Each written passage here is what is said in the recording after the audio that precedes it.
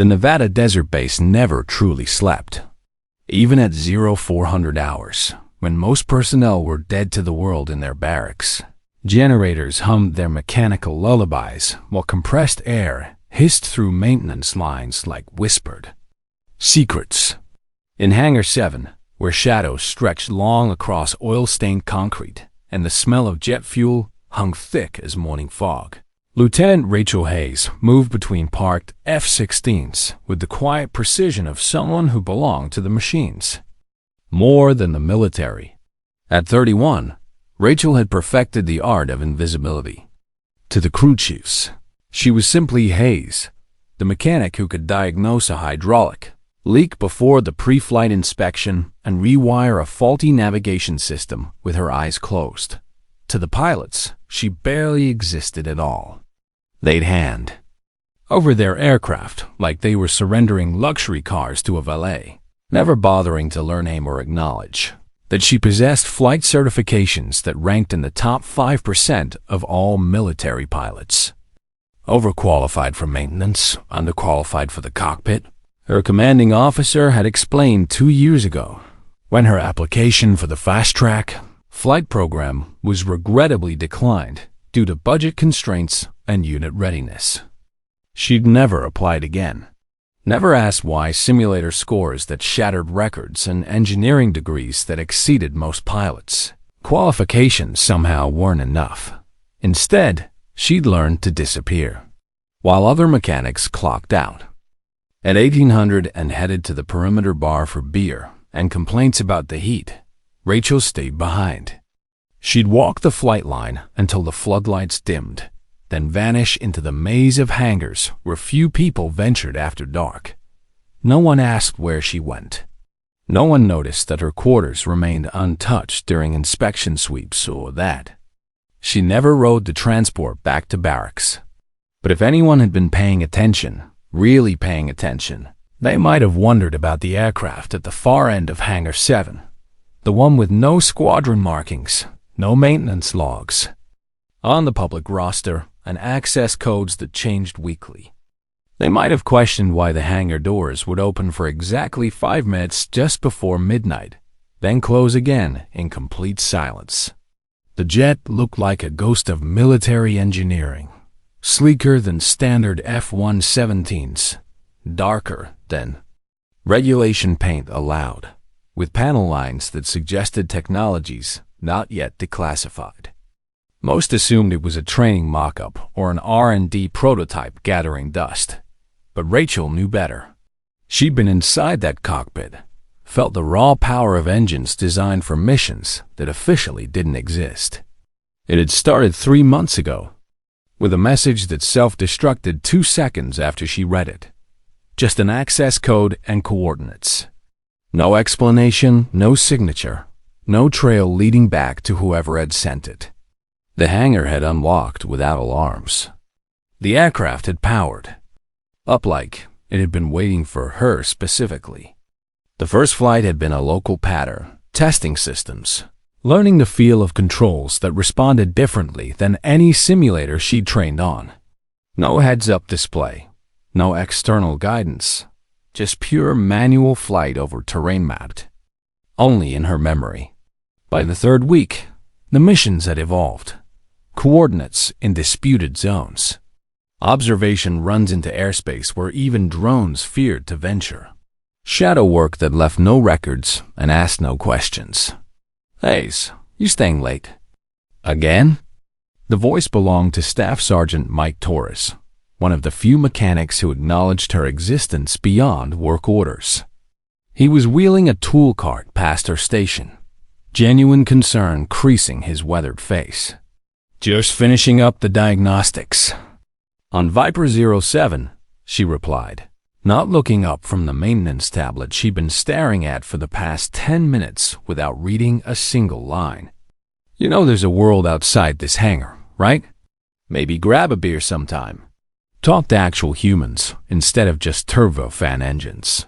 Rachel managed a smile that felt rusty from disuse. Engines don't judge you for being good at your job. Mike paused, stunning her with the kind of attention that made her uncomfortable. "That's the problem. isn't it? You're too good. Makes people nervous." After he left, she sat in the growing darkness of the hangar, surrounded by millions of dollars of aircraft that she maintained but wasn't trusted to fly. The irony wasn't lost on her.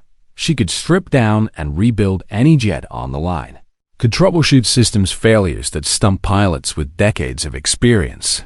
But according to the military hierarchy, she lacked the judgment to sit in the cockpit. The message alert on her secure tablet broke the silence. No subject line, no sender identification. Just coordinates. 3,642 feet N, 11,547 feet W. She memorized the numbers, deleted the message, and walked toward the shadows at the edge of the base where conventional rules didn't apply.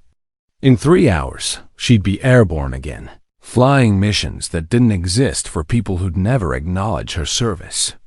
But for now, she was just another invisible mechanic, keeping the machines running while everyone else slept, carrying secrets that weighed more than the aircraft she'd soon be piloting into the dark heart of the Nevada desert.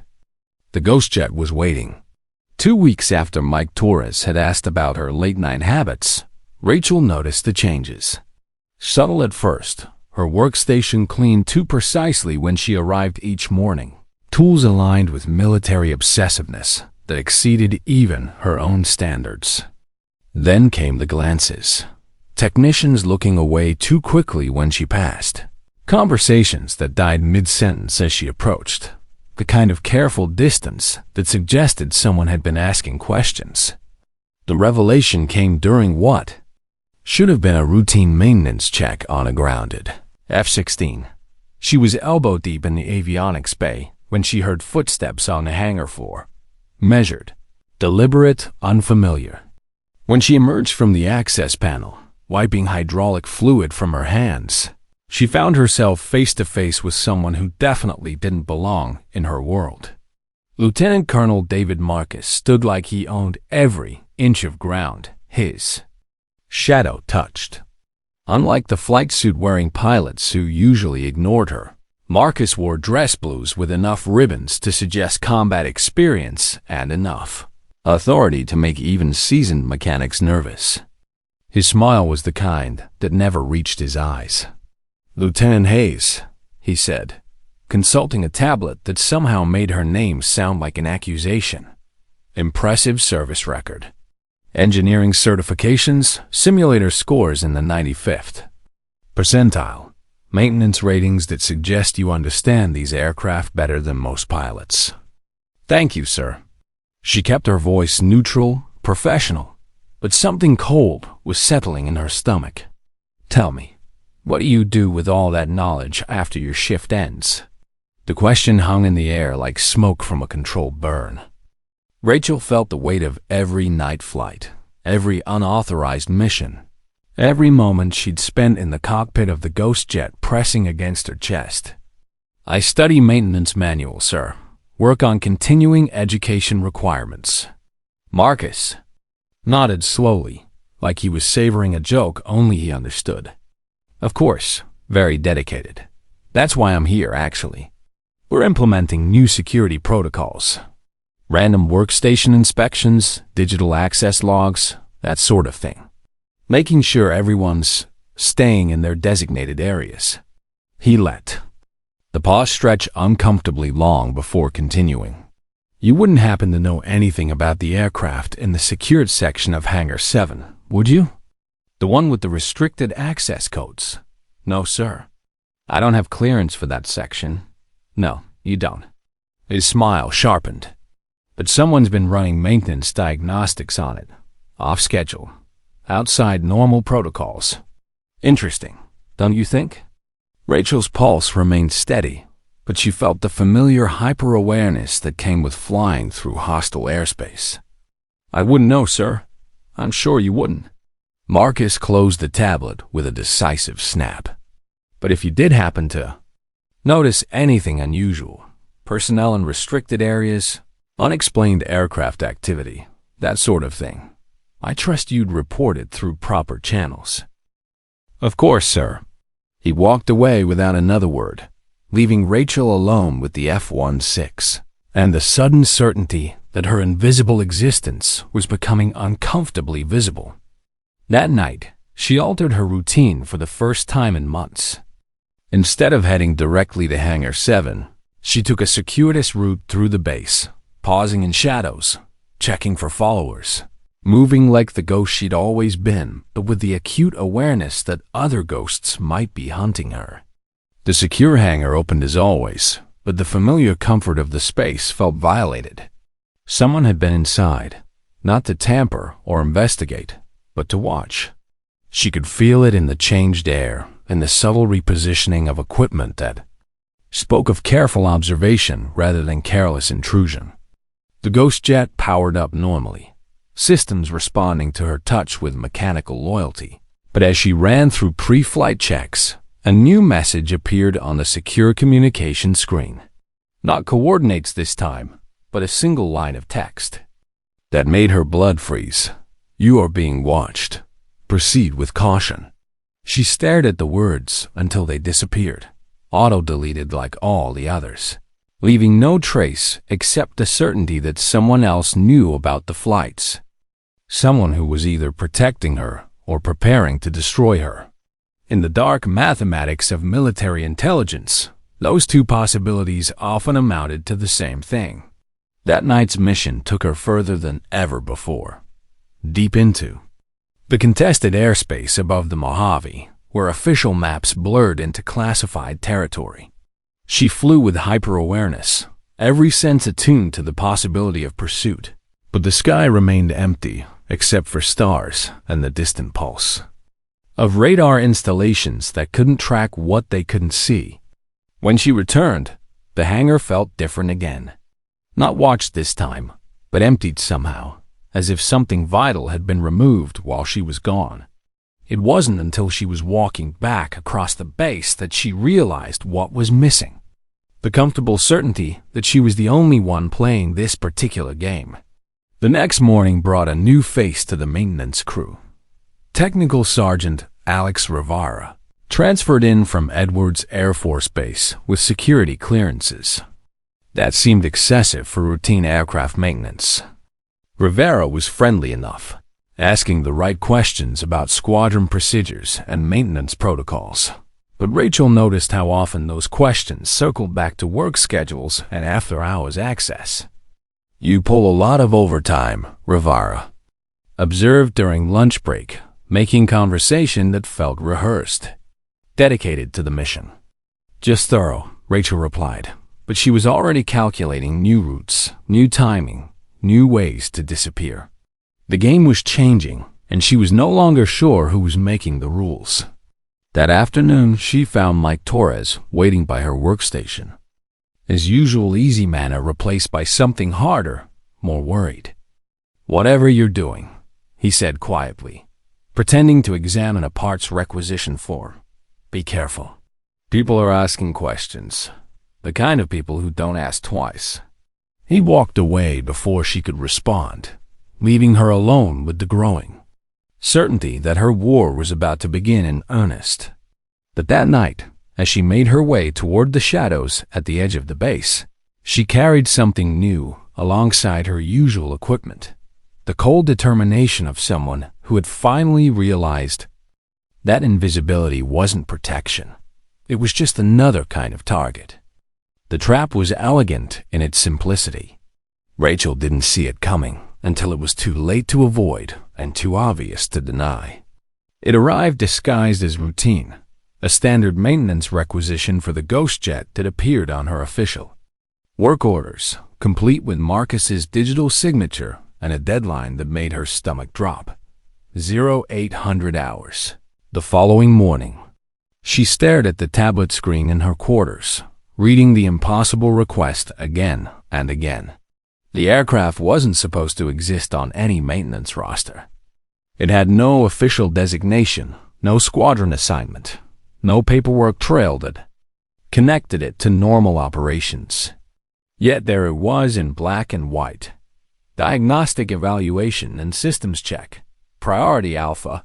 Restricted Access Hangar 7. Section 4. Either someone had made a catastrophic security breach, or someone was forcing her hand. Given Marcus's smile yesterday when he discussed personnel in restricted areas, she suspected the latter. The next morning arrived gray and cold, with the kind of desert wind to carry bad news across the tarmac. Rachel arrived at her usual time, but instead of her normal routine, she was escorted by Technical Sergeant Rivera to a briefing room she'd never seen before. Marcus was waiting, along with two other officers whose rank insignia suggested they outranked everyone she'd ever met. "Lieutenant Hayes," Marcus began without preamble, "we need to discuss your qualifications." The words hit her like a slap. After years of being told she wasn't qualified enough, wasn't experienced enough, wasn't whatever enough for the opportunity she'd earned, the irony was almost funny. Almost. "Sir, your flight certifications are impressive. Simulator scores that exceed active duty pilots, theoretical knowledge that suggests advanced training." He paused, consulting his ever-present tablet. "So impressive, in fact, that we're wondering where you've been practicing." The room fell silent, except for the whisper of air conditioning and the distant sound of aircraft engines warming up for morning operations. Rachel felt the weight of every unauthorized flight pressing against her ribs, but her voice remained steady. "I maintain my certifications through approved simulation hours and continuing education, sir." "Of course." Marcus's smile was sharp. "Enough to cut glass. But theory and practice are different things, aren't they?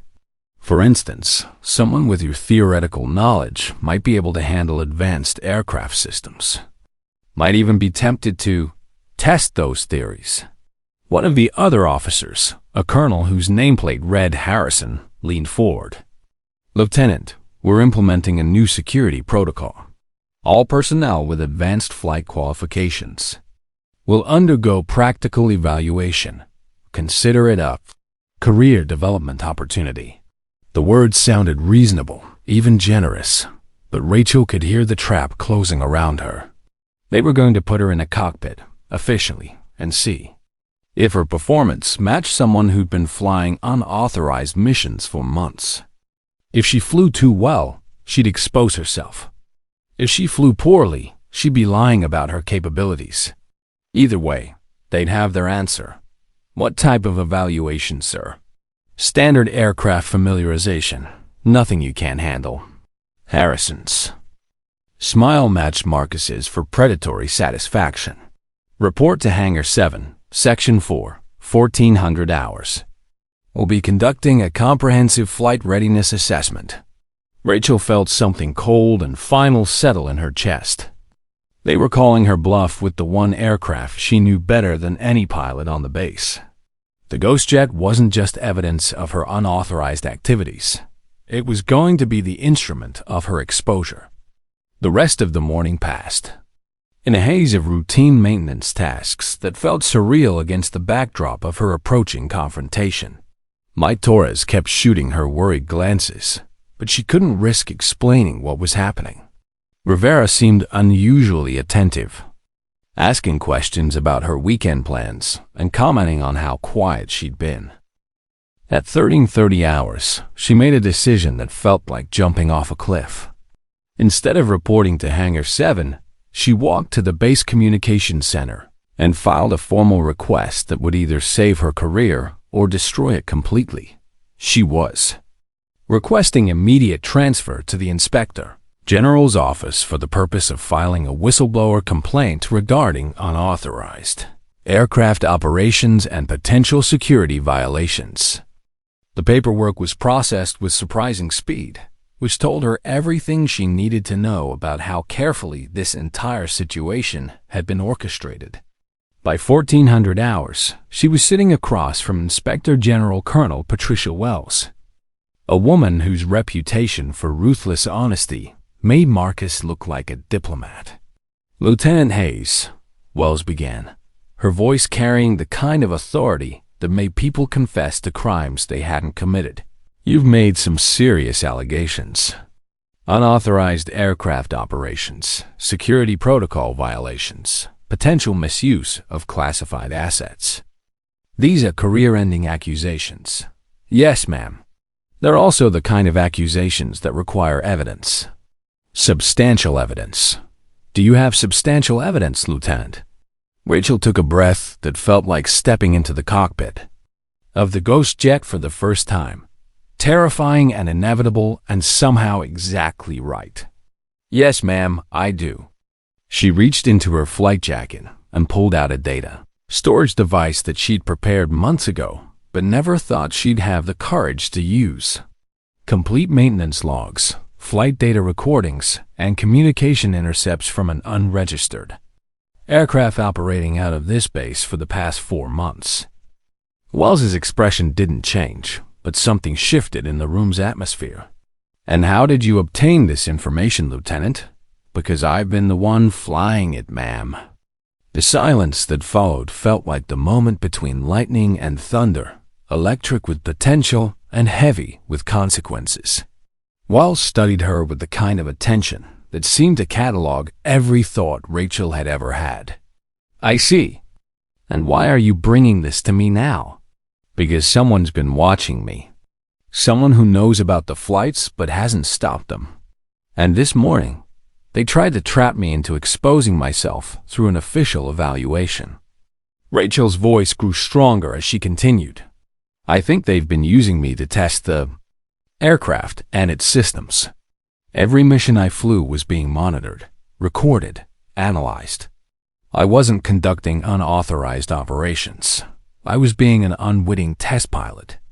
Wells inserted the data device into her terminal and began scrolling through files with the systematic attention of someone who'd built a career on finding truth in places people preferred to hide it.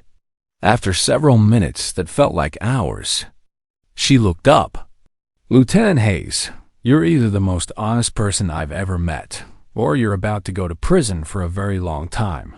Which do you think it is? Honest, ma'am. And I can prove it. Then let's go prove it. But first, I need you to understand something. Wells stood, and Rachel suddenly realized this woman was about to become either her salvation or her executioner. If what you're telling me is true, then we're not just dealing with unauthorized flights. We're dealing with someone who has been conducting illegal military operations using stolen aircraft and manipulated personnel. That's not a court-martial offense, Lieutenant. That's treason. As they walked toward Hangar 7, Rachel felt the familiar calm that came with flying into dangerous territory. She'd spent months being invisible, being used, being discounted. But now, for the first time since she'd put on the uniform, she was about to find out what happened when she chose to be seen. The ghost was about to become real. The walk to Hangar 7 felt like a march toward either vindication or execution. Colonel Wells moved with the measured pace of someone who'd spent decades navigating military politics, while Rachel fought the urge to explain everything at once. The months of secret flights, the growing sense of being watched, the trap that had finally forced her into the open. Before we confront whatever's waiting for us, Wells said as they approached the restricted section, I need you to understand the scope of what we're dealing with. If your allegations are correct, someone with significant authority has been operating outside the chain of command. That person won't surrender quietly. They paused outside the security checkpoint that Rachel had bypassed so many times in darkness. In daylight, with proper authorization, it looked different, smaller somehow, less like a barrier and more like a doorway she'd been afraid to walk through honestly. The guard checked Wells's credentials with the kind of nervous attention reserved for visits from the Inspector General. Ma'am, Colonel Marcus left instructions that he was to be notified if anyone accessed this section. I'm sure he did, Wells replied dryly. You can notify him after we're finished. Inside, the hangar felt exposed under full lighting. The ghost jet sat in its usual position, but now Rachel could see details that had been hidden in shadow. modification panels that weren't standard, sensor arrays that belonged on reconnaissance aircraft, and most damning of all, a maintenance log mounted on the nearby wall that was completely blank. Wells circled the aircraft slowly, taking photographs with a camera that Rachel suspected was more sophisticated than it appeared. "Tell me about the first time you flew this." 3 months ago. I received an encrypted message with access codes. No signature, no explanation. The hangar was unlocked. The aircraft was fueled and prepped. It felt like someone had been waiting for me specifically. And the missions? Started simple. Local test flights, basic maneuvers. Then they escalated. Reconnaissance runs into disputed territory, shadowing operations, eventually. Rachel hesitated, realizing that some of what she'd done crossed lines she hadn't fully acknowledged. Eventually, combat situations. Wells stopped her methodical documentation. Combat situations? Defensive only. Electronic countermeasures, evasive maneuvers when targeted by ground-based systems. But the aircraft was equipped for offensive operations. I just chose not to use those capabilities. Interesting choice. What made you draw that line?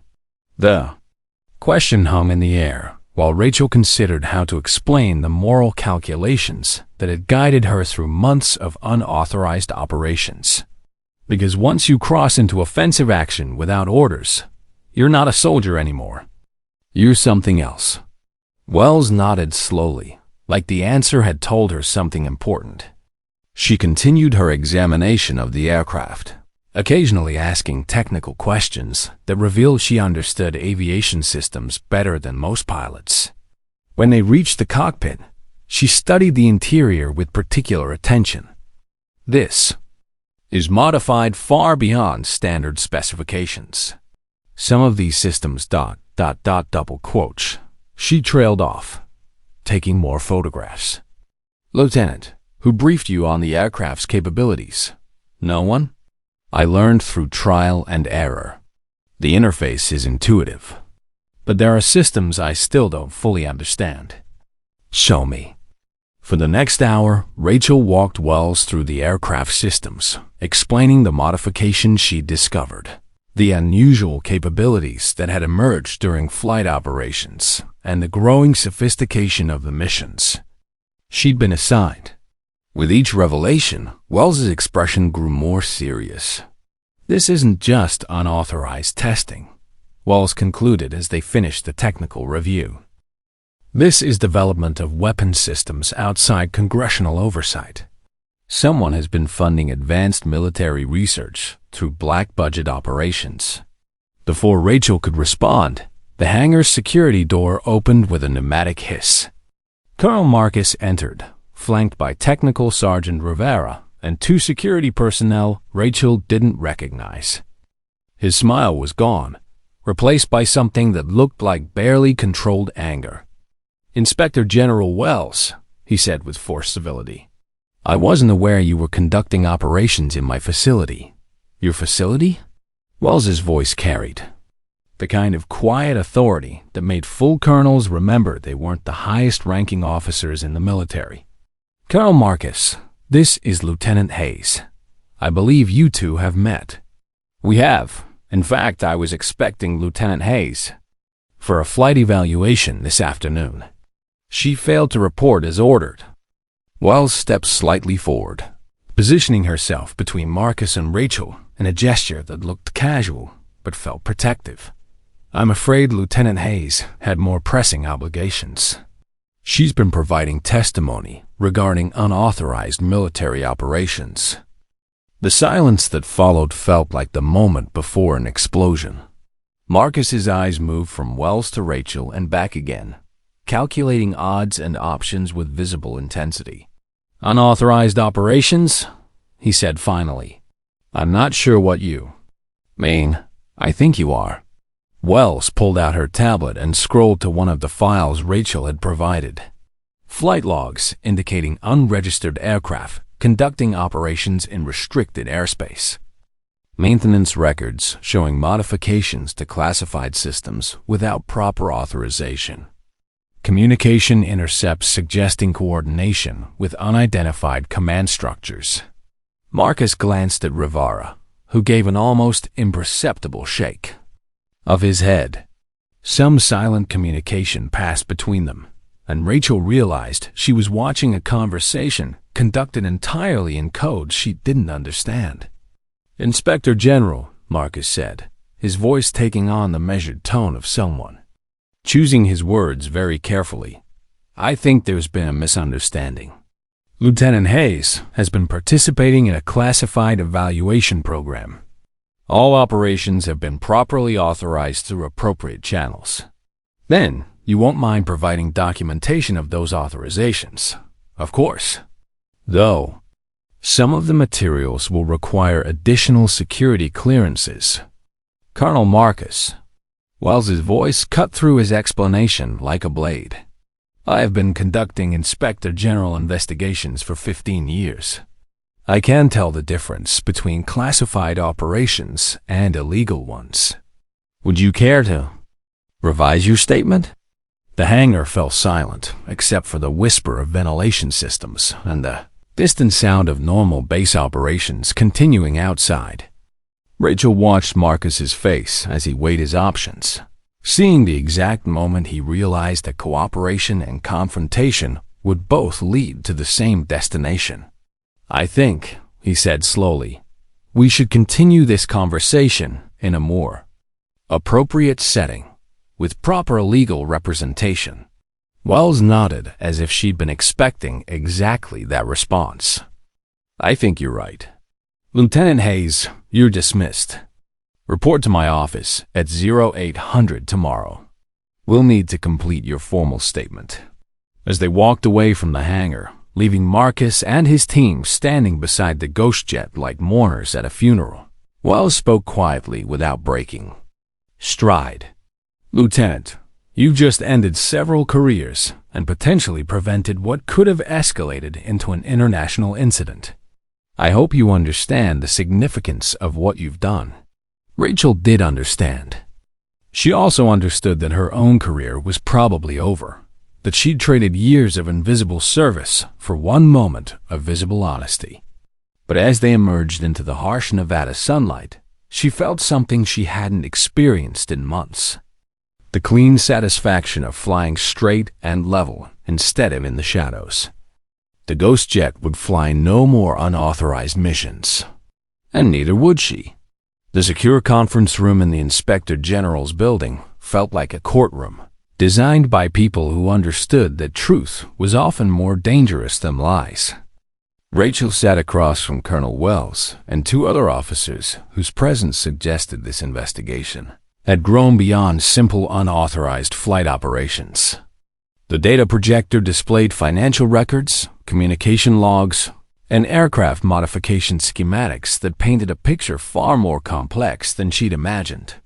"Lieutenant Hayes," Wells began, "in the past 48 hours your testimony has opened an investigation that extends far beyond this base. What we initially believed was unauthorized testing appears to be part of a larger operation involving multiple military installations, defense contractors, and congressional appropriations. The lead investigator, a civilian named Janet Brooks, who carried herself like someone accustomed to making generals nervous, leaned forward. We need you to understand that your cooperation has been invaluable, but it's also put you in a difficult position. The people involved in this operation have significant resources and long reach." Rachel felt a chill that had nothing to do with the air conditioning. "Are you saying I'm in danger?"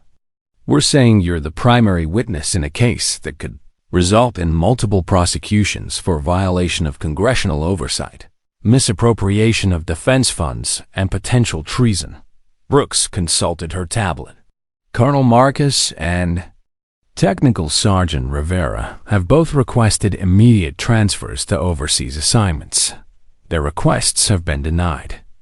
Wells activated a new display showing organizational charts that mapped connections between personnel, contractors, and funding sources.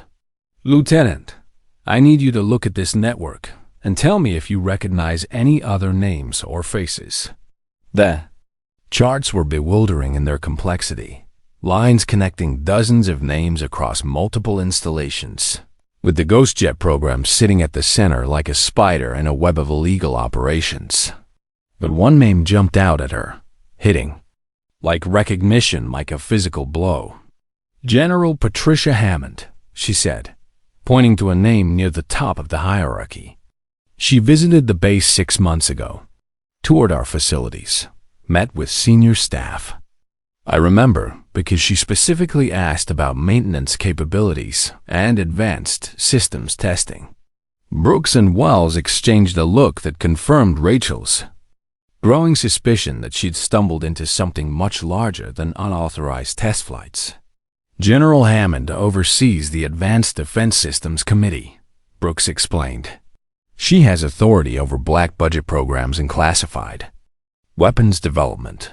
If she's involved in this operation, then we're not just dealing with rogue officers conducting unauthorized tests," Wells finished. "We're dealing with systematic circumvention of congressional oversight at the highest levels of military command." The next several hours blurred together as Rachel provided detailed testimony about every aspect of her involvement with the GhostJet program. Flight logs, mission parameters, aircraft capabilities, communication protocols. Everything she could remember was documented, cross-referenced, and analyzed by investigators who seemed to find significance in details she'd barely noticed. The most disturbing revelation came when Brooks showed her satellite imagery of other military installations where similar aircraft had been observed. "Nellis, Edwards, Holloman, Ellington," Brooks said, pointing to locations on a map. "All bases with advanced flight testing capabilities, all showing evidence of unregistered aircraft operations, all with maintenance personnel who have similar qualifications to yours." Rachel stared at the map, understanding dawning like cold water. "You think there are others like me?" "We think you're part of a larger program designed to test advanced aircraft systems using personnel who could be disavowed if operations were exposed. Skilled pilots working in maintenance positions, conducting off-the-books test flights, generating data that feeds into weapons development programs that Congress never authorized." The implications were staggering. Rachel had thought she was unique, selected for some special purpose or extraordinary capability. Instead, she was discovering she was one of many pilots whose careers had been artificially limited, who'd been positioned in maintenance roles that gave them access to classified aircraft, who'd been gradually recruited into operations that existed in the shadows between legal and illegal. "How long has this been going on?" she asked. "Based on financial records, at least 3 years, possibly longer." Wells pulled up another display showing budget allocations and congressional appropriations. "Someone has been using legitimate defense contracts to fund development of weapon systems that exceed authorized parameters. Your flight data, combined with similar data from other installations, has been used to create performance specifications for aircraft that officially don't exist." The afternoon session focused on preparing Rachel for what investigators euphemistically called expanded testimony. In practical terms, this meant she would be testifying before a closed congressional committee, providing evidence that could result in multiple prosecutions and becoming the public face of a scandal that reached into the highest levels of military command. "I need you to understand," Brooks said as they concluded the day's session, "that testifying before Congress means your career in the military's effectively over. Even if you're completely exonerated, even if you're celebrated as a whistleblower who prevented illegal operations, you'll never again be able to serve in a normal capacity." Rachel had known this was coming, but hearing it stated so directly still felt like a physical blow. "What about criminal liability for my own actions?" "You've been granted immunity in exchange for your cooperation. But immunity from prosecution doesn't mean immunity from consequences." Your unauthorized flights, regardless of the circumstances, violated multiple regulations. You'll face administrative discipline, even if you avoid criminal charges.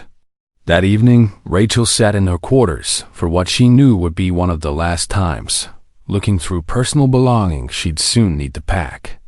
Her flight certifications, her engineering degrees, her commendations for exceptional maintenance performance, all the achievements that had once represented her dedication to military service now felt like artifacts from someone else's life. Her tablet chimed with an encrypted message, and for a moment her pulse quickened with the old familiar thrill of mission orders. But this message came from Wells's office, not from the anonymous controllers who'd guided her ghost flights. Congressional. Hearing scheduled for Monday. Transportation and security will be provided. Recommend you contact family members regarding potential media attention. Your service to the country in this matter will not be forgotten, even if it cannot be publicly acknowledged. Rachel deleted the message and walked to her window, looking out over the flight line where aircraft were being prepped for evening. Operations. Somewhere out there, other pilots like her might be preparing for unauthorized missions, flying aircraft that existed in the gray space between legal and illegal, thinking they were chosen for something special when they were actually being used for something shameful. Tomorrow she would begin the process of ending not just her own involvement, but the entire network that had exploited skilled pilots for illegal weapons development. It was the right thing to do, the only thing to do. But tonight she allowed herself to mourn the loss of the one thing that had made her feel truly alive, the ghost flights that had given her wings, even as they clipped them forever. The hearing room felt like a cathedral designed to intimidate rather than inspire. Rachel sat at a witness table that seemed deliberately positioned to make her feel small beneath the curved ceiling and imposing bench where members of the House Intelligence Committee arranged themselves like judges at a tribunal. Camera crews lined the walls despite the closed session designation, their presence a reminder that some secrets were too big to stay hidden. Chairman Robert Martinez gavelled the session to order with the kind of authority that made even seasoned military officers straighten their posture. This hearing will address allegations of unauthorized weapons development, violation of congressional oversight, and misappropriation of defense appropriations. Lieutenant Hayes, you are here under immunity to provide testimony regarding your knowledge of these operations. Rachel had practiced this moment with investigators for days, but the reality felt different, heavier somehow, weighted with the understanding that everything she said would become part of the historical record of military accountability, or its failure. Lieutenant Hayes, Ranking Member Linda Pierce began, according to your sworn statement, you conducted unauthorized flight operations for approximately 4 months using an unregistered aircraft. Is that correct? Yes, ma'am. And during this time, you believed you were acting under legitimate military orders? Initially, yes. But as the missions escalated, I began to suspect I was being used for unauthorized testing purposes. Representative David Morrison, a former Air Force pilot whose reputation for aggressive questioning preceded him, leaned forward. Lieutenant, let's be clear about something. You willfully violated multiple regulations, conducted unauthorized operations in hostile airspace, and operated classified aircraft without proper authority. Why should this committee view you as anything other than a rogue officer who got caught? The question hit exactly where Rachel had expected it to. She'd known that her credibility would be challenged, that committee members would question whether her testimony was motivated by genuine concern or self-preservation. Because I'm not the only one, sir. And because the aircraft I was flying represents weapons capabilities that exceed anything Congress has authorized or appropriated funds for. She activated the presentation system with a remote Wells had given her, displaying technical specifications that made several committee members lean forward with interest. This aircraft represents approximately 15 years of advanced development, incorporating stealth technology, electronic warfare capabilities, and weapon systems that would require congressional authorization under current law.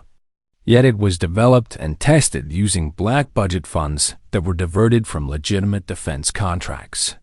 Chairman Martinez studied the technical data with the attention of someone who understood military procurement. Lieutenant, you're suggesting that someone has been developing next-generation weapon systems without congressional knowledge or approval. I'm suggesting that someone has been using personnel like me to test weapon systems that exceed authorized parameters, then using that test data to develop capabilities that Congress never approved. Representative Pierce activated her own display, showing financial records that illustrated the scope of the alleged fraud. According to our investigation, similar operations have been conducted at 6 other military installations, involving aircraft modifications that total approximately $2.3 billion in unauthorized development costs. The numbers seemed to echo in the chamber's silence. Rachel had known the operation was large, but seeing the financial scope displayed in stark numerical terms made clear just how systematic the violation of oversight had been. Lieutenant Hayes, Morrison continued, who gave you the orders for these flights? I never received direct orders, sir. The missions came through encrypted messages with coordinates and basic parameters. No signatures, no chain of command, no official documentation. But someone had to authorize your access to the aircraft, provide the encryption keys, fuel the jets, coordinate the operations. Rachel nodded, feeling the weight of testimony that was about to destroy careers and possibly end military commands. Yes, sir.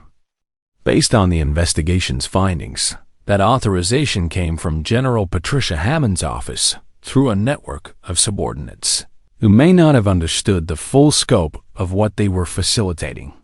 The revelation that a 3-star general was implicated in unauthorized weapons development created a stir that Chairman Martinez had to gavel down. Hammond commanded respect across party lines, and her involvement elevated the scandal from military misconduct to potential constitutional crisis. Representative Janet Kim, the committee's newest member, asked the question everyone was thinking. Lieutenant, in your assessment, what was the ultimate purpose of these test operations? Rachel had anticipated this question, but answering it required her to speculate beyond her direct knowledge. Yet the patterns were clear enough that speculation felt more like logical deduction. Based on the aircraft's capabilities and the nature of the missions, I believe someone was developing autonomous weapon systems. The aircraft I flew was equipped with AI-assisted navigation, automated target recognition, and weapons deployment. Systems that could operate with minimal human oversight. The implications hung in the air like smoke from an explosion. Autonomous weapon systems fell into legal gray areas that Congress had been debating for years without reaching clear conclusions. If someone had been developing such systems in secret, using unauthorized funds and personnel, they'd violated not just military regulations, but potentially international law. And your flight data was being used to train these autonomous systems? Pierce asked. Yes, ma'am. Every maneuver I made, every tactical decision, every evasive action was recorded and analyzed. I wasn't just testing the aircraft's capabilities. I was teaching it how to think like a combat pilot. Chairman Martinez called for a recess, during which Rachel found herself surrounded by staffers, investigators, and security personnel who moved with the urgency of people handling materials that could destabilize governments. When the session resumed, General Hammond herself had been called to testify. Hammond entered the chamber with the bearing of someone who'd spent decades commanding others and wasn't accustomed to being questioned. Her uniform was immaculate, her posture rigid, her expression revealing nothing beyond professional composure. But Rachel noticed something else. Hammond avoided making eye contact with her, a detail that suggested the general knew exactly who she was and what she'd been doing. "General Hammond," Chairman Martinez began, "Lieutenant Hayes has testified that unauthorized weapons development operations were conducted under your command authority. How do you respond to these allegations?" "With respect, Mr. Chairman, I believe Lieutenant Hayes has misunderstood the nature of the operations she participated in. All aircraft testing at my installations is conducted under proper authority, within classified parameters that protect national security interests, but not congressional oversight interests," Representative Morrison interjected. "General, did you personally authorize the modification of aircraft beyond congressionally approved specifications?" Hammond's pause lasted exactly 3 seconds. Long enough to suggest careful consideration, brief enough to maintain the appearance of confidence. "All modifications were conducted within the scope of existing defense appropriations and research authorities." Rachel watched this exchange with growing understanding of how military leadership could navigate around direct lies while still avoiding direct truth. Hammond was technically correct that existing authorities allowed for aircraft modification, but those authorities didn't extend to the development of autonomous weapon systems using black budget funds. "General," Pierce said, consulting documents that looked freshly delivered, "we have financial records indicating that $2.3 billion in defense appropriations were redirected from approved programs to fund aircraft modifications that exceed congressional authorization. Were you aware of these financial irregularities?" For the first time, Hammond's composure flickered. "Congresswoman, defense appropriations often involve complex funding streams that require coordination across multiple agencies. I cannot speak to specific financial details without reviewing classified documentation." It was the answer of someone buying time while calculating escape routes. Rachel recognized the expression from her own experience of being caught between impossible choices and unsustainable positions. The hearing continued for 6 more hours, with testimony that laid out a systematic pattern of unauthorized operations, extending across multiple installations and potentially involving dozens of personnel who'd been unknowingly recruited into illegal weapons development. By the end, Rachel felt drained but oddly relieved. The truth was finally public, even if that publicity was limited to a classified congressional hearing. As committee members filed out, Chairman Martinez approached her with an expression that combined respect and sympathy. "Lieutenant Hayes, your testimony today may have prevented the development of weapon systems that could have fundamentally altered the nature of warfare without democratic oversight. That's no small thing." "Thank you, sir. But I keep thinking about the other pilots who might still be flying these missions, thinking they're serving their country when they're really being used to circumvent the Constitution." Martinez nodded slowly. "We'll find them, and we'll shut down every unauthorized operation we can identify. You've given us the roadmap to do that." As Rachel left the chamber, escorted by security personnel who would protect her through the investigation's aftermath, she felt something she hadn't experienced since her first unauthorized flight: the clean satisfaction of a mission completed successfully. The ghost jets would fly no more, and neither would the shadow network that had exploited pilots' dedication to serve purposes that democracy had never authorized. The dominoes fell with the systematic precision of a controlled demolition. Within 72 hours of Rachel's congressional testimony, the investigation expanded to encompass 14 military installations, 47 defense contractors, and appropriations irregularities totaling nearly $4 billion. The scope wasn't just staggering. It was historically unprecedented for peacetime military operations. Rachel watched the unfolding scandal from a safe house outside Washington, D.C., where U.S. Marshals provided security while investigators continued building cases that would reshape military oversight for decades. The irony wasn't lost on her. After months of flying in secret, she was now under protection in secret, hidden from people who might want to silence the witness who'd exposed the largest defense fraud in modern American history. The news coverage was relentless, but necessarily limited. Media outlets could report that a major defense investigation was underway, that several high-ranking officers had been relieved of command, and that congressional hearings were examining unauthorized weapons development. But the specific details remained classified, creating the surreal situation where Rachel was simultaneously the most important witness in Washington and completely unknown to the public. "General Hammond has requested a meeting," announced Agent Maria Santos, the federal investigator assigned to coordinate Rachel's testimony across multiple ongoing cases. "She's claiming she has additional information that could be relevant to your case."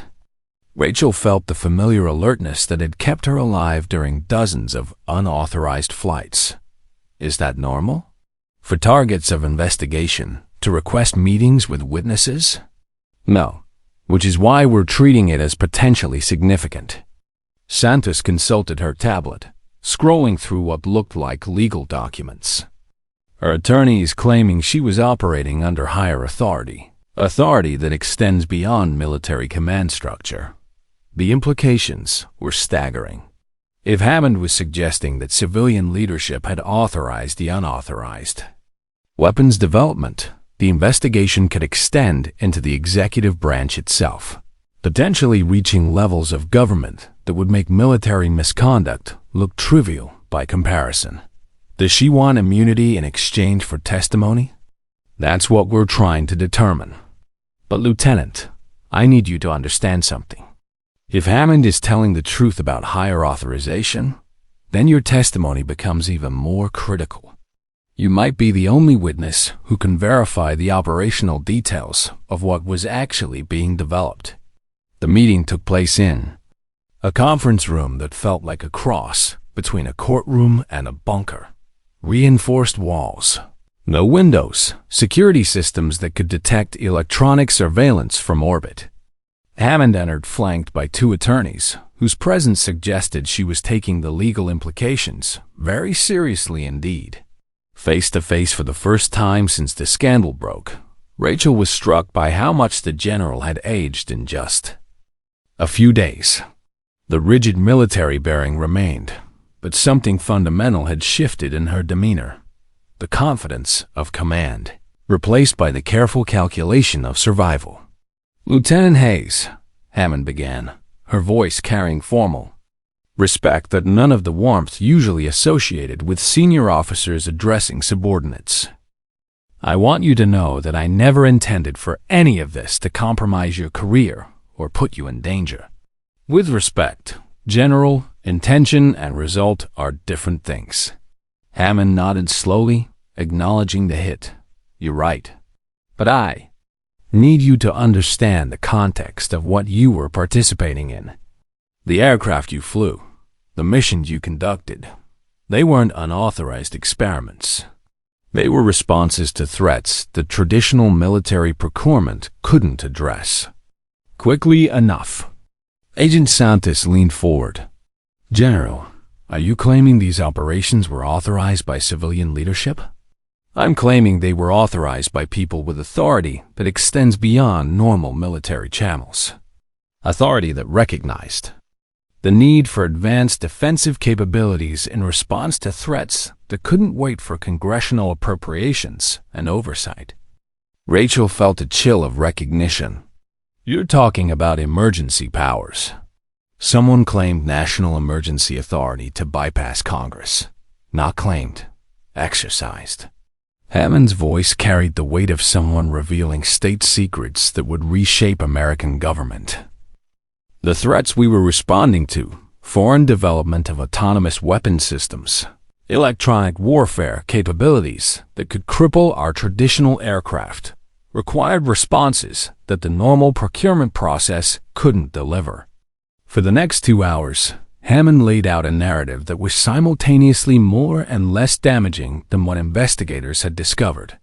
More damaging because it revealed systematic circumvention of constitutional oversight extending to the highest levels of government. Less damaging because it suggested the circumvention was motivated by genuine national security concerns rather than simple corruption or ambition. "Lieutenant Hayes," Hammond said as the session concluded, "I want you to know that your flying was exceptional. The data you generated may have prevented foreign adversaries from achieving decisive advantages in autonomous weapons development. That doesn't excuse the way you were used, but it explains why it was necessary." After Hammond left, Rachel sat in the conference room feeling emotionally exhausted and ethically confused. The simple narrative of unauthorized weapons development had been replaced by something far more complex, a story of emergency powers exercised in secret, of military leadership operating beyond constitutional oversight to address threats that democracy couldn't respond to quickly enough. "How do you feel about what she told us?" Santos asked. Rachel considered the question carefully. "I feel like I was used to do necessary work through unnecessary methods. But I still think what we did was wrong, even if the reasons were right." "Explain that." "Because the moment you start bypassing constitutional oversight, even for good reasons, you're no longer protecting democracy, you're replacing it with something else. And that something else might be effective, but it's not American." Santos made notes that would become part of the historical record of how military officers struggled with the conflict between efficiency and accountability, between national security and democratic oversight. That evening, Rachel received word that 12 other pilots had been identified at various installations, all conducting similar operations, all believing they were serving legitimate national security purposes. Some had been recruited like her, skilled pilots artificially limited in their official roles, gradually introduced to unauthorized operations. Others had been directly briefed on the emergency nature of their missions, though none had been told the full scope of the program. The investigation was entering its final phase, with congressional hearings that would determine not just individual accountability, but fundamental questions about the balance between security and oversight in American democracy. Rachel's testimony had opened doors that couldn't be closed, revealed programs that couldn't be unrevealed, and forced conversations that American democracy had been avoiding for decades. As she prepared for what investigators promised would be her final formal testimony, Rachel reflected on the journey from invisible mechanic to visible whistleblower. She'd lost her military career, her clearance, her identity as a pilot. But she'd gained something else, the knowledge that when constitutional principles and national security needs came into conflict, she'd chosen democracy over efficiency. Even if democracy was messier, slower, and less effective than the alternatives. 6 months after her congressional testimony, Rachel Hayes stood in the civilian terminal at Denver International Airport, wearing jeans and a contractor's polo shirt instead of military fatigues, carrying a toolbox instead of flight gear. The transformation from Lieutenant Hayes to civilian aircraft mechanic represented more than a career change. It was a complete reinvention of identity that she was still learning to navigate. The investigation had concluded with results that satisfied no one completely, but represented the messy compromises that characterize American democracy at its most functional. General Hammond received a formal reprimand and forced retirement, but avoided criminal prosecution in exchange for testimony that led to broader reforms in military oversight. 17 other officers faced various disciplinary actions, while the autonomous weapons programs were officially terminated and their assets transferred to legitimate research programs under full congressional oversight. Rachel Hayes? The voice belonged to Tom Bradley, Chief Maintenance Supervisor for Rocky Mountain Aviation, a civilian contractor that provided aircraft maintenance services to government agencies. operating within constitutional boundaries. I'm glad you could make it in for the interview. The irony of the situation wasn't lost on her. After being denied flight opportunities in the military, she was now being recruited for civilian positions, specifically because of her experience with advanced aircraft systems. Her notoriety as a whistleblower had initially made her unemployable in defense contracting, but it had also established her credibility with organizations that valued ethical behavior over convenient silence. "Thank you for considering my application," she replied, following Bradley through a hangar that felt familiar in its organization, but different in its openness. No classified sections, no restricted access areas, no ghost aircraft hidden in shadows. Just honest maintenance work on aircraft whose existence was documented, whose operations were authorized, and whose purpose was transparent.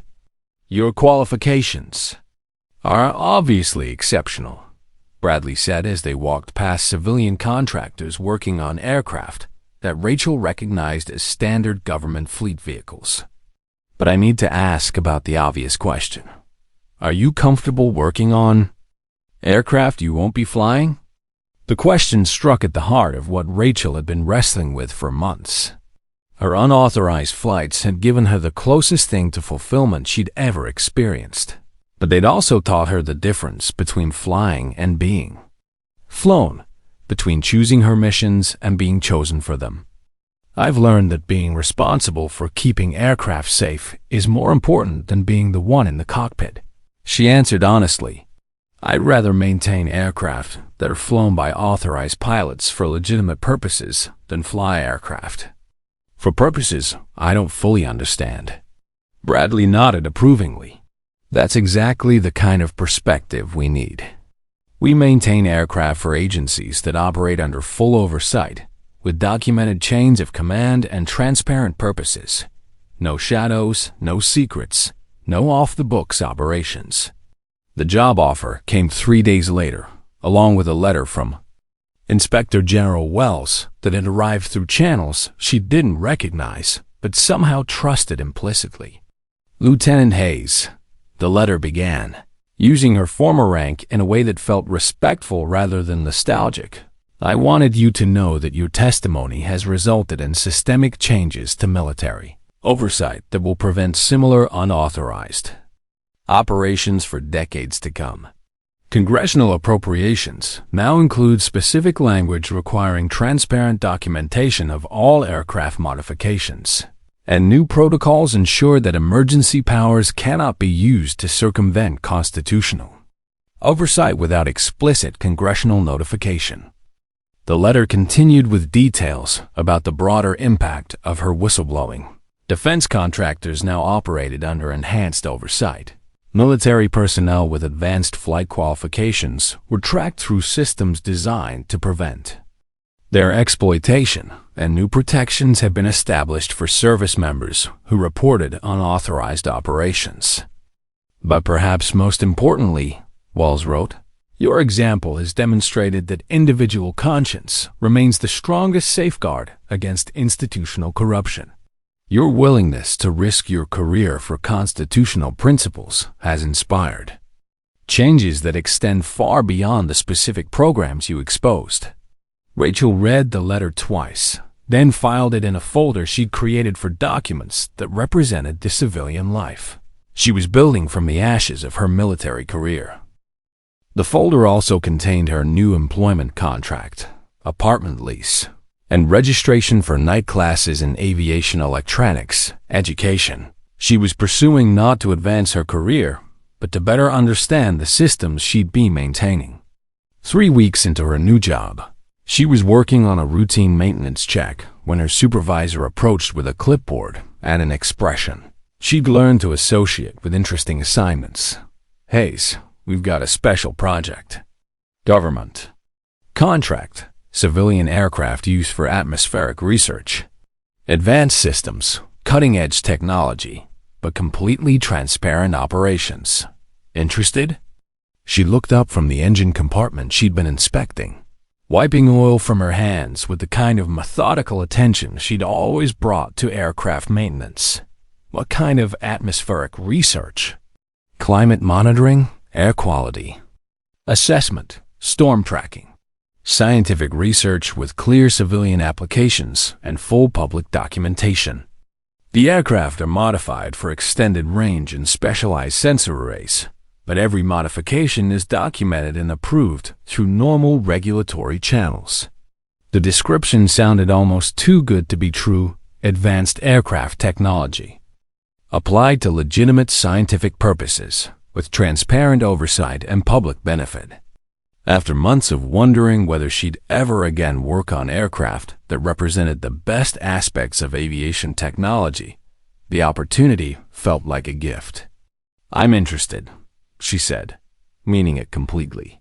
As she returned to her maintenance work, Rachel reflected on the strange journey that had brought her from invisible military mechanic to visible civilian contractor. She'd lost the unauthorized flights that had given her purpose, but she'd gained something potentially more valuable. The knowledge that her skills could serve transparent purposes that didn't require her to choose between efficiency and ethics.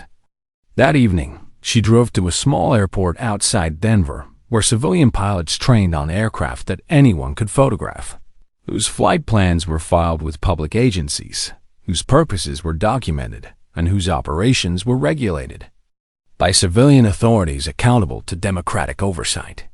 She stood at the fence watching aircraft take off into the Colorado sunset, feeling something she hadn't experienced since her first unauthorized flight, the pure pleasure of aviation.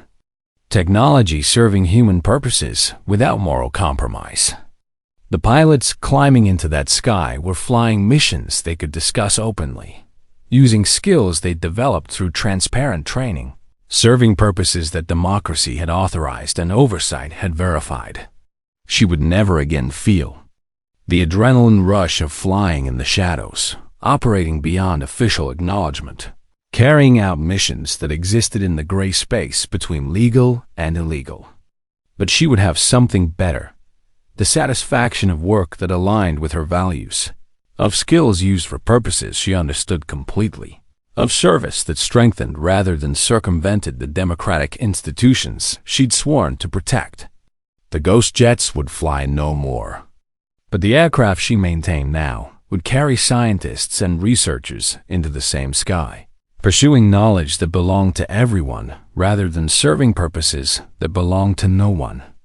As the last aircraft of the day disappeared into the evening sky, Rachel Hayes smiled with the quiet satisfaction of someone who'd learned the difference between being invisible and being transparent, between serving in shadows and serving in the light.